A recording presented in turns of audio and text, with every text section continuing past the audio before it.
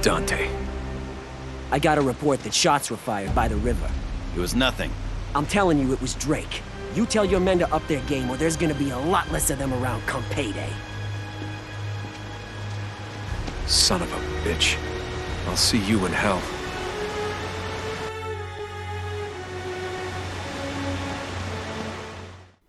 Uncharted Golden Abyss. That's a video game for the Vita, remember that thing?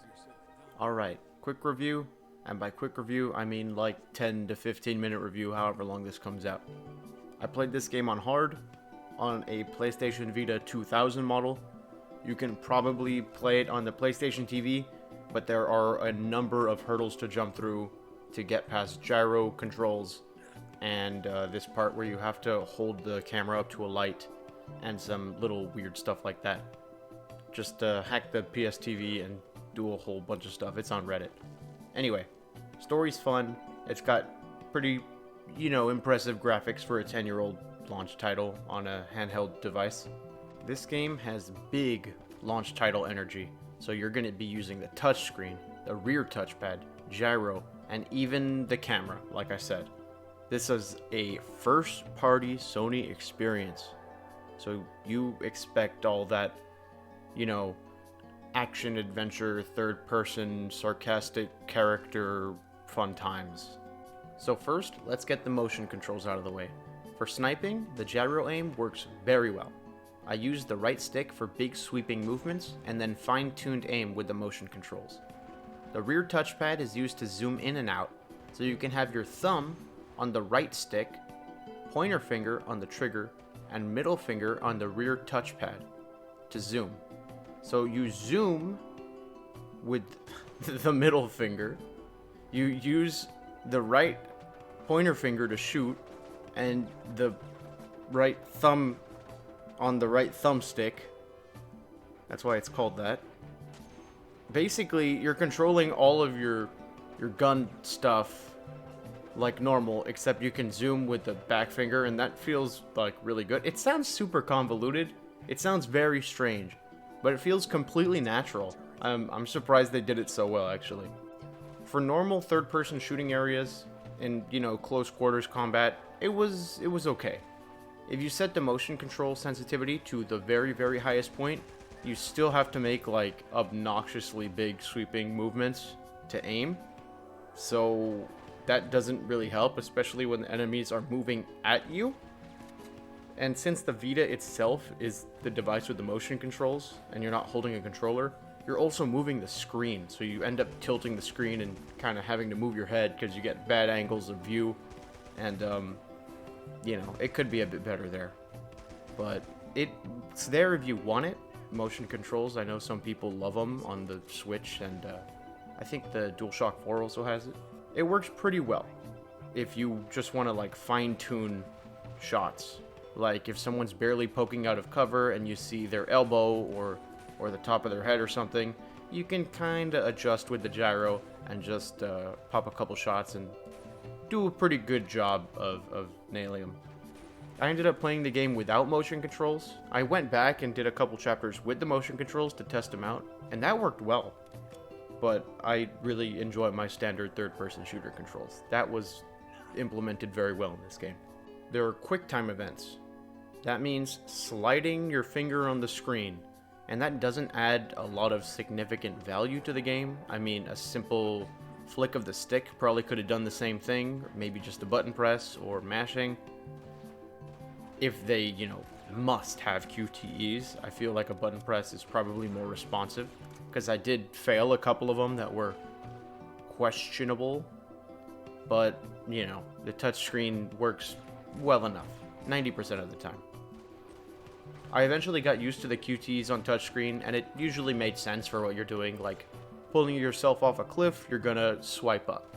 You're pulling someone down to the ground and then punching them, it's gonna be down to pull them down and then down to punch them. Something generally like that is a couple of examples. So the fight animations usually work pretty well. They're a lot of tapping the screen, and then you finish them off with a punch. So the way that Nathan is punching, that's the way you swipe the touchscreen. And you have more than enough time. The game goes in slow motion. So they're pretty generous with that. Plus there's like a lot of varied animations. So you can push someone off a high place, drop kick, jump on their back like a monkey, and also do the famous, you know, Nathan Drake's famous sliding ball punch. That was a good one. Gyro controls worked well for balanced minigames, and there are a lot of minigames here, and they end up detracting a bit from the adventure, especially when the puzzle is really long and not very fun. Like, if they're logic puzzles, Resident Evil style, like, you know, you kind of have to think about it to solve it, that'd be neat. But this is literally just a piece of paper ripped into 20 squares. This is a literal puzzle, a jigsaw puzzle. Not my thing. Maybe somebody likes it, but just use the touchscreen to put together a, you know, old dusty map. Cool. I mean, I get you had to use the touchscreen. You were showing off all the stuff. But really, I mean, unnecessary. There's also spinning artifacts around in a 3D model viewer with the rear touchpad and then scraping the dirt off of them with the front touchpad. You could be looking for a little clue on the artifact, and then you find it, and then Nathan's like, hey, that's the very cool thing that I was talking about. But then you end up having to clean off the whole damn thing anyway. There's like a little progress meter on the top, and you have to clean off 100% of it. The charcoal rubbings were kind of cool, because there's a bunch of ancient looking symbols. It's a dumb gimmick. You literally just rub the screen, and then that's it. But, I mean, I kind of got immersed into it. I was like, whoa, this is like a neat way to just pass off rubbing the touchscreen as like an immersive little gimmick. To throw grenades, you click on the bottom right of the touchscreen and drag to where you want them to be thrown. And this sounds not very good, but it actually works pretty well because you get a preview of where the grenade's gonna bounce and end up. So if you want to do that, it's all well and good. Go for it. The touchscreen is fairly responsive, and you do get the preview. It's like a Gears of War style grenade throw indicator. But if you just want to throw a grenade, tap the grenade. That's it. I don't know why someone that's barely being introduced to video games would be like, let me go play Uncharted Golden Abyss on the Vita. But if that were ever the scenario, that would be like, man, what button is it? You know, the right trigger, or is it like the triangle and then down on the D-pad, or what was it to throw grenades? And it's just, you click on the picture of the grenade. That's it. That's so much more simple. That's like mobile game energy. It's like, it's good, you know, it's good UI. It makes sense to the player immediately. As for gameplay, I did have 2 hard crashes, and these happened when cutscenes were playing, and then I put the Vita into sleep mode. Then when I tried to open it back up, the game was just frozen. I couldn't go to the home menu. I had to hard shut it down and turn it back on.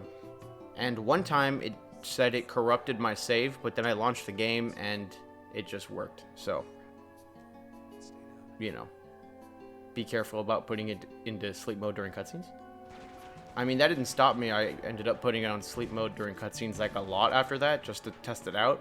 And it never really did that. And it was both towards kind of like the first fourth of the game that was happening. So even if I did have to start all over, it wouldn't have been that bad. But that, you know, shouldn't be a problem at all. Just make sure you're running the latest version. Hopefully that'll fix it. As for the graphics, character models, great. Scenery, great. Cutscenes, very well animated. And all these set pieces of running, you know, on the side of a mountain and you know, jumping across a waterfall and the rope bridges and the lush jungles.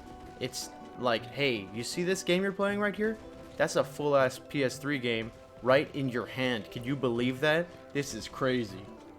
This is like steady frame rate, full, beautiful, on the big screen experience in your hand. This is the E3 flexing machine. Sony was like, look at what we did. And it looks great. It's actually really impressive, still 10 years later. The graphics look good. Like I said, there are a couple of jaggies in the shadows. There's some low resolution particle effects, specifically fire burning, barrel explosions, and water splashing. But I didn't really stare at it too much. I mean, it was slightly distracting, but it's no big deal. The fire kind of was funny because it looked like a GIF from the old 90s websites. All these graphics, they're put in there for a reason. They're like, we're pushing this thing to its limit right at the launch title. We're showing everyone what this Vita can do because this is the duty of our E3 showcase game. This is what we were made for. And damn, it looks great. Whoa. I don't see that every day. This why I'm here? You ain't seen nothing yet. Come on. There's a fair bit of banter, so that helps characterize not just Nathan, but also all the important players in the story. It makes them seem more like human instead of just like cardboard cutout video game characters. Feel like the ones at Mesa Verde. Remember? You were so scared. Thought you were gonna cry. That was different.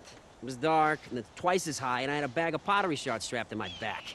I saw tears.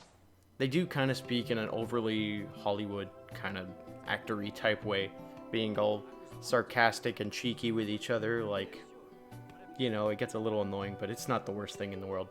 The gunfights are fun, especially in those really impactful story moments where the music crescendos and then you have your partner screaming at you, help, help, Nathan, and then there's guys running in with big shotguns and machine guns, and you're like shooting all over, throwing grenades, and then dun dun dun dun dun dun dun, and then they're climbing over the fucking railing, and then they start falling down. They're like, oh my god, help me!